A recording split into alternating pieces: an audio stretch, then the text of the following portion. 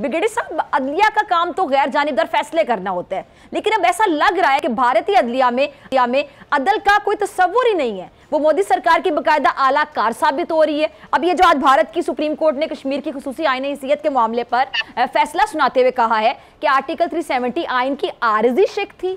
क्या समझ आ रही है जालिमाना फैसले पर आपको? बहुत शुक्रिया। बिस्मिल्लाह फिजा, 3 फैसले आपको बताऊंगा, उससे आप भारतीय अदलिया का जो कल्चर है और जो उनका असल चेहरा है वो आपको सामने नजर आ जाएगा। आज तमाम जजेस ने एक ही फैसला दिया है।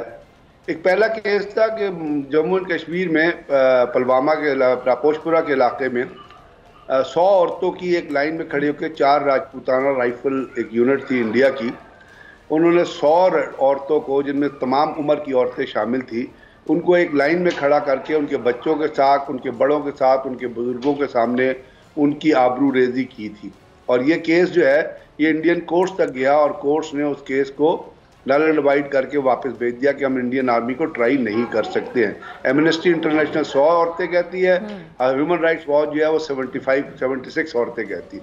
उसके बाद अभी आपने रिसेंटली हिस्ट्री में आपने देखा जो बाबरी मस्जिद का जो केस हुआ और वो इंडियन कोर्ट में गया, उन्होंने कितना मज़ा का केस, कितना स्टूपिड और कितना इडियोटिक किस्म का फैसला दिया कि जी जो मंदिर की, जो मस्जिद के नीचे बुनियादियां हैं उनके नीचे तलाश कर रहे जी आप मस्जिद के रिमेन्स को। अभी तो वो शुक्र करे अभी ताजमहल के ऊपर मुकदमा नहीं हुआ, क्योंकि बीजेपी का एक दहशतगर्द कह चुका है कि ताजमहल जहाँ पे बना उसके नीचे वहां भी एक मंदिर था, अभी तो ताजमहल पे उन्होंने मुकदमा करना है। अब उसके बाद आप आ जाइए 370 जिसको महफूज कर दिया गया था। इस वक्त क्यों ये फैसला सुनाया गया? परसों नरेंद्र मोदी की पार्टी ने इलेक्शन जीता है और अब नरेंद्र मोदी फ्यूचर में ये जो है इलेक्शन की तरफ और वो 3rd टेन्योर के लिए वाउच कर रहा है कि वो जाएगा। तो इन हालात को रखते हुए, और अभी इंडिया के खिलाफ आपने देखा कि अमेरिका में भी केस हुआ है सिखों को मारने के लिए और रॉ को उन्होंने ब्लेम किया, और कनाडा में जो कुछ हुआ और जिस तरह रॉ ने और नरेंद्र मोदी की पर्सनल डायरेक्शन पे जो वहाँ दहशतगर्दी की गई और सिखों को कत्ल किया गया, और सिख जो है उनका जो कॉन्ट्रैक्ट जो था इंडिया के साथ, जो माहिदा था वो ख़त्म हो गया 2024 में, वो एक इंडिपेंडेंट स्टेट के तौर पे जा सकते हैं। इन तमाम सर्कमस्टांसेस में कोई अहमक, कोई बेवकूफ़, कोई एवरेज माइंडेड शख्स भी क्या ये एक्सपेक्ट कर सकता था कि इंडियन सुप्रीम कोर्ट जो है वो 370 के खिलाफ फैसला देगी?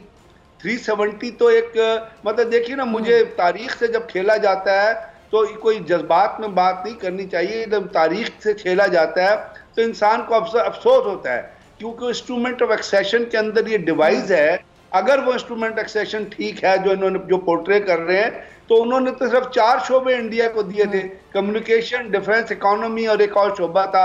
और उसमें ये कहा गया था कि जब ये हालात खत्म हो जाएंगे तो इंडियन जो जम्मू एंड कश्मीर है it will come back to its original status. अब इंडिया की सुप्रीम कोर्ट ने उसकी हैयत ही बदल के रख दी है।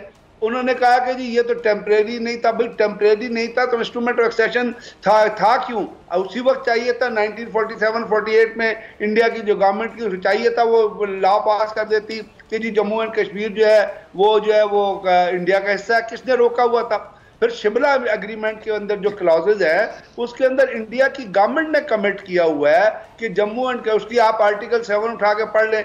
उन्हें कहा जी इसका फैसला बाहमी अफवाम तफहीम से होगा, और अगर नहीं होगा तो इसको यूएन की रेजोल्यूशन के मुताबिक डिसाइड किया जाएगा। Jawaharlal Nehru is on record in saying कि हम कश्मीर, उसने तकरीर में अपनी कहा था, उसने खत पाकिस्तान को लिखा था कि जी हम कश्मीर का जो जम्मू एंड कश्मीर का फैसला जो है वो जम्मू एंड कश्मीर के लोगों की अपना जो ख्वाहिश को मद्देनजर रख के किया जाएगा। ये तारीख के औराक है जिनको, लेकिन जब एक दहशतगर्द हुकूमत हो, जब नरेंद्र मोदी जैसा मैसोलिनी और हिटलर का बाप जो है और अमित शाह जैसा एक जलील तरीन इंसान और उसके साथ एक और शख्स है जिसको कहते हैं अजीत कुमार डेविल, जब ये कॉम्बिनेशन बना हुआ हो एक मुल्क के अंदर, तो वहां आप समझते हैं कि जजेस इंडिपेंडेंट फैसले देंगे? वैसे भी सब कॉन्टिनेंट में इस इलाके में कौन से जज हैं जो इंडिपेंडेंट फैसले देते हैं? कौन से जज जो हटके फैसले देते हैं? तो उनके अंदर तो पूरा प्रेशर है बीजेपी के दहशतगर्दों का और आरएसएस के दहशतगर्दों का, क्योंकि जो आरएसएस है उसकी आप अगर उनकी प्रीफेस पढ़ लें उनकी किताब का जो डॉक्टर हजवर ने लिखी थी, उसने क्या कहा था? उसके प्रीफेस में उसने लिखा था कि इंडिया के अंदर सिर्फ हिंदू रहेंगे, बाकी जो लोग हैं उनको कन्वर्ट होना पड़ेगा हिंदुओं में अगर वो इंडिया में रहना चाहते हैं। तो ये वो दहशतगर्दी है जिसपे इंडिया की हुकूमत बिलीव करती है। तो अब फिर इंदिरा गांधी पार्लियामेंट में इंदिरा गांधी ने कहा, तो आपने उसकी जो तकरीर थी कि जी मैं अपने पुरखों को माफ नहीं कर सकती कि उन्होंने सब कॉन्टिनेंट को डिवाइड किया। तो जब वो डिवाइड कर दिया, जम्मू एंड कश्मीर में नेहरू का एक इलिसिट अफेयर चल रहा था माउंटबेटन की बीवी से, आपको याद होगा, उसने माउंटबेटन की बीवी को इस्तेमाल किया उस रिलेशनशिप के ऊपर। तो ये तो है ही गैर अखलाकी शुरू से कि उसने कहा कि जी फिरोजपुर और गुरदासपुर, उसने नेहरू ने माउंटबेटन की बीवी को इस्तेमाल करके, जिससे उसका इश्क था, उसको इस्तेमाल करके उसने फिरोजपुर पे कब्जा किया और गुरदासपुर पे कब्जा किया। Gurdaspur is entry to Kashmir. अगर गुरदासपुर पे ना उनको मिलता, 2 दिन तक गुरदासपुर जो है वो पाकिस्तान के साथ आ रहा था। वहाँ 51% पॉपुलेशन ने कहा था कि हम पाकिस्तान को ज्वाइन करना चाहते हैं। तो जब ये तारीख एग्जिस्ट कर रही है और कश्मीर पे गासबाना कब्जा जो किया गया है, जिस दिन इंडियन आर्मी कश्मीर के अंदर उतरी है श्रीनगर पुंछ एयरपोर्ट पे, उस दिन इंस्ट्रूमेंट ऑफ एक्सेशन साइन नहीं हुआ था। 26 अक्टूबर से पहले Indian army had landed in Kashmir. ठीक है जी, ब्रिगेडियर गजनफर, आपका लास्ट कमेंट। मैं तो आपसे जो मुस्तकबिल की सूरत हाल है वो तो आज भारत ने वाज़िया कर दी है। और पाकिस्तान का हर दौर में, एक दौर में नहीं, हर दौर में हमने कश्मीर को बेचा है। मौलाना फजलुर रहमान जो कश्मीर कमेटी का चेयरमैन था तो कश्मीर किस तरह बिका था आपको याद। तो इसको अपनी पॉलिटिक्स से रिलेट करने के बजाय इसको इंटरनेशनल एरेना में देखें कि ये चीज़ जहाँ कहाँ जाके खड़ी हुई है, और पाकिस्तान को इसको वैसिफोरसली लेके आगे चलना पड़ेगा। लेकिन इसका जो मुकदमा अगर हम नहीं उठा सके हैं और भारत को इतनी जुर्रत हो गई है, तो उसके लिए उसको उन ताकतों की आशीर्वाद हासिल है जिन ताकतों से वो ऑलरेडी बात कर चुका है। और उसका मकसद ये है कि जिस वक्त कश्मीर के अंदर हम उनके साथ खड़े नहीं होंगे, और खड़े होने के लिए सिर्फ याद रखिएगा कि सिर्फ इखलाक ही पूरा नहीं होता, डिप्लोमेसी पूरी नहीं होती, बाज़ जगह बहुत तरीक़ाकार होते हैं मदद करने के।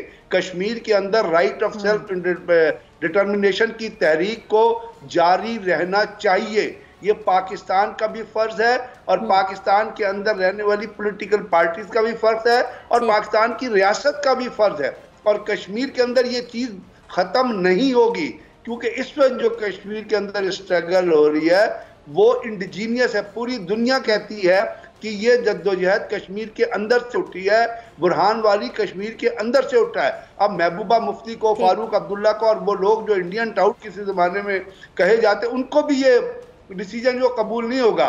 तो आने वाले दिनों में एक सुप्रीम कोर्ट ने तो एक फैसला दे दिया है, लेकिन जो राइट ऑफ सेल्फ डिटर्मिनेशन की तहरीक है उसको एक नई रूह मिलेगी, उसको एक नई मोटिवेशन मिलेगी।